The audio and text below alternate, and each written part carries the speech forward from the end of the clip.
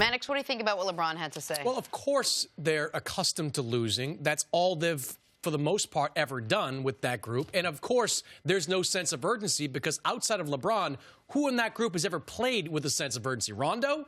He might be the only guy in that mix that understands what it means to be in this type of playoff race. But if you look at the kind of big picture of the Lakers, none of this should really be all that surprising. Yes, the injury coming into the season was a major factor with the way that changed the season altogether with LeBron going out for that full month and the Lonzo Ball injury as well. But two reasons I said at the start of the year that this team wouldn't make the playoffs, they still apply. They brought in the wrong pieces around LeBron James. The Miami Heat set the blueprint for how to build a team around LeBron, and the Cleveland Cavaliers took it to another level. Shooting, shooting, shooting. And what did we hear from Magic Johnson and Rob Pelinka at the start of the season? We're reinventing how to play around LeBron James. We're going to put ball handlers out there, playmakers out there. Did anybody believe that at the time? We're going to play defense. We're going to be a great defensive team. I didn't believe any of that at the time. That made no sense to me at the time. The second part of it was, and this got ratcheted to another level because of the Anthony Davis stuff, there are not enough guys in that locker room that have real equity in that team. And, Chris, maybe you can speak to this more than I can, but, you know, LeBron knows he's a Laker for the next 3-4 years or whatever. How many other guys in that locker room can say that? And I think that matters. I think when you have to dig deep in moments like this, how many of those guys think, oh, I'm not going to be here that much longer anyway. I'm playing for myself anyway. You got half the team is on one-year contracts. They're basically mercenaries out there. I think that's a major factor in this team kind of crumbling over these last couple of weeks. I think you can't have mercenaries in the West with LeBron, with Golden State, because all these players know Golden State's out there. You can have that in Miami when he was there. Guys would come there and be like, okay, I'll come do this. He had that in Cleveland. So you make a great point. It's hard to duplicate that. But the Lakers are going through something that the Celtics are going through. You mentioned the guys with the one-year contracts, the buy-in and everything, and they're not being chemistry. The Celtics, they had some success with their younger players. These younger players haven't had any team success. They've only had a little bit of individual success. So LeBron, who is he talking to? Because a lot of times when you're a coach or you're the star of the team, you send out messages that the other guys can hear. And to me, what LeBron's saying, it's true, but why did you say it? Especially with the inexperience. These guys don't have anything to identify with. So LeBron, he's putting all the pressure on them because he said, I know how to do this. And we will count Rondo in that group of understanding urgency. So does LeBron, in his comments, does he put more pressure on these young players? Pressure, no, they're not used to seeing. And they have gone through a two-thirds of the regular season that did not help their confidence when everything was, man, I'm getting shipped out of here. I'm out of here for Anthony Davis. So, man, how do they turn this book and say, okay, I'm going to be here the rest of the year and be able to thrive in this environment? That's what the Lakers have to figure out. So, obviously, the Lakers are not in this position if LeBron doesn't get hurt. If LeBron doesn't get hurt, they're not out of the playoffs. Now, maybe I know they were in the 4th spot when he got hurt, but they were only 2 spots up of the 8th spot. So it's not like they were solidly in the 4th spot, but they would have, instead of going 6-12 in those 18 games, even if they just go 9-9, they're right there tied for the 7th seed as we sit here today. But the injury happened, and LeBron James, like now, every player ever, has now dealt with an injury at some point in his career. He was the one guy standing alone who hadn't. So now that's the reality. So there are 3 major issues, and you guys touch on all of them. First one is roster construction.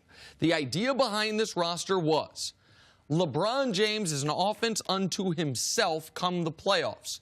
Our offense will be good no matter what because we have LeBron. So let's make sure we have a really good defense to go along with it.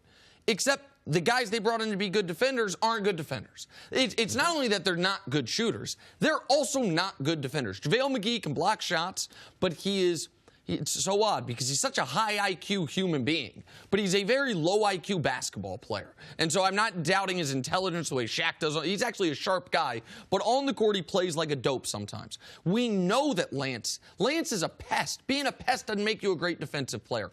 The 4 guys they brought in this offseason are their 4 lowest net rating guys on the team. So that's roster building. Then there's the coaching element, which is he doesn't have a Spoelstra or even a Ty Lue to lean on, and Luke Walton is guessing. People weren't paying attention against the Pelicans. I give the Twitter account Lakers Film Room credit for pointing this out. Rondo played 17 consecutive minutes. 17 minutes without a rest. That's a high school coaching error. That's an error. It's like, oh, my God, I forgot your spot in the rotation to his backup. Like, you can't make that mistake. And then the last one is because LeBron is, in my eyes, 20 pounds heavier than he was when the season started, and he's clearly not fully healthy, and for the first time in his career, because he dealt with the injury, he doesn't have the stamina he has had in the past. He cannot play both ways. People can say he wasn't a plus defender the last few years, but he wasn't a negative defender until right now. So if he's going to, in their losses to the Hawks and Nets, I'll do the math quick, he's averaging 28, 9, and 14. He's doing enough for you offensively. He's got to get the other guys to carry the team defensively. Instead, against the Hawks, you allow 11 first-quarter threes. Against the Pelicans, you allow 42 first-quarter points. You lose. If you come out against those teams playing that poorly to begin with, you lose. And if not for an 18-point comeback against Boston and a 19-point comeback against Houston, it'd be 7 losses in a row, and the season would be over as we sit here today. LeBron is part of the problem defensively, though. You have to acknowledge that. He might be the biggest part of the problem defensively. Right.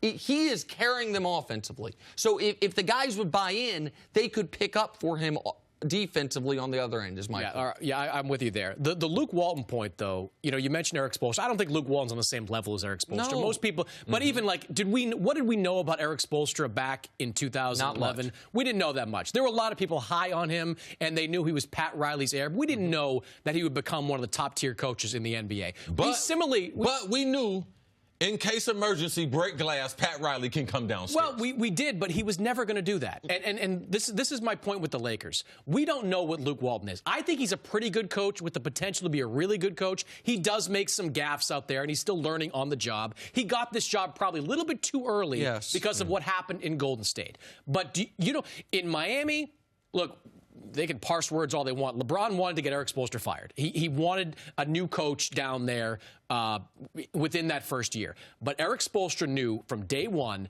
that he had the full backing of Pat Riley and Mickey Arison, and those guys were not Dwayne Wade. Those guys were not going to be pressured to replace him at any point in time. I don't even know if he had Dwayne Wade. There was some stuff with Dwayne Wade that first year. I remember when Dwayne said, like, he's not my guy about Eric Spoelstra. But it was mostly the Riley and Mickey Arison stuff.